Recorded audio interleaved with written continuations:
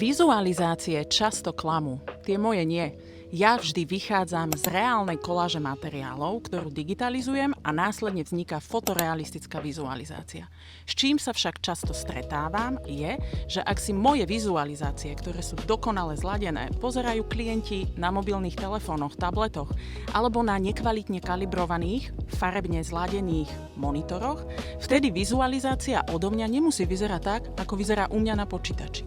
Čiže počítajte s tým, že moja vizualizácia neklame, je dokonale zladená, pretože vychádzam z reálnych materiálov. Nevymýšľam si.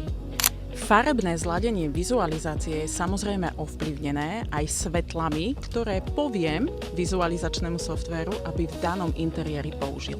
Ak použijem žlté osvetlenie, vizualizácia bude viac teplá.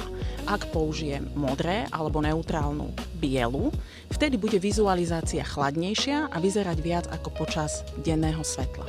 Čiže toto je tiež aspekt, ktorý musíte zohľadniť, keď sa dívate na vizualizáciu.